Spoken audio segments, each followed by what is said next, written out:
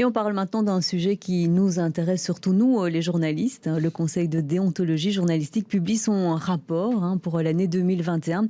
Mais Anaïs Corbin, c'est aussi intéressant d'en parler, de s'y attarder et de partager ce rapport parce qu'il dit beaucoup de la relation qu'entretiennent les médias et leur public, et particulièrement pour cette année 2021, en plein contexte de crise sanitaire.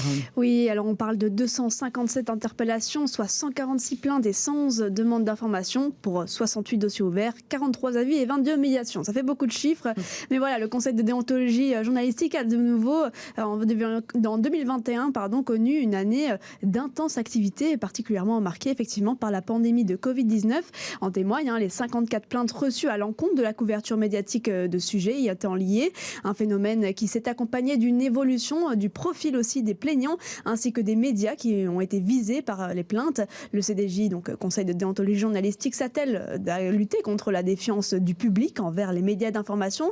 Et de manière générale, on ressort du rapport que les plaignants ne s'estiment pas directement concernés ou préjudiciés par les productions visées, mais éprouvaient juste le souhait ou le besoin de connaître l'avis de l'instance d'autorégulation journalistique sur des questions déontologiques spécifiquement en lien avec la recherche et le respect de la vérité.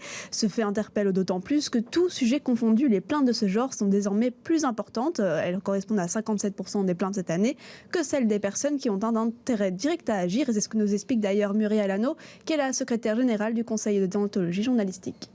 Dans le passé, on avait peut-être plus d'entreprises associatives qui déposaient plainte. Ici, on a beaucoup plus de personnes individuelles. Les plaintes sont émises en majorité, c'est la première fois dans l'histoire du CDJ, par des personnes qui n'ont pas d'intérêt à agir, c'est-à-dire des personnes qui ne sont pas concernées directement par la production médiatique. C'est des personnes qui interpellent qui sont préoccupées par le traitement journalistique, qui veulent une réponse du CDJ. Ils veulent cette réponse en tant que citoyens, pas parce qu'eux-mêmes sont concernés, visés, cités dans la production médiatique, mais parce qu'ils attendent des médias un traitement déontologique, un certain traitement qu'ils estiment non rencontré, et raison pour laquelle ils déposent plainte. Ce qui est en jeu, c'est vraiment la manière dont le public perçoit le travail journalistique. S'il y a un enjeu déontologique, que la plainte est fondée ou non fondée, on peut expliquer en quoi la pratique était bonne ou mauvaise, et on peut amener, si la pratique n'était pas correcte, on peut amener les journalistes et les médias à modifier leur pratique.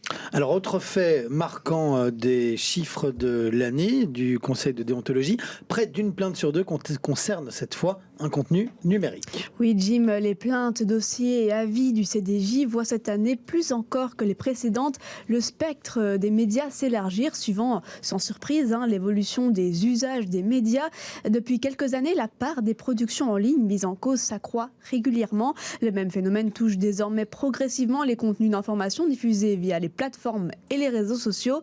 Alors, dans la majorité des cas, les contenus visés sont toujours produits par des médias historiques qui se déclinent désormais sur différents supports. D'autres médias font dorénavant aussi progressivement l'objet de plaintes similaires. On parle des pure players, des médias spécialisés, des médias émergents ou des médias dits alternatifs. En 2021, 49% des plaintes concernaient de près ou de loin un contenu d'information numérique. Merci Anaïs Corbin pour tous ces détails.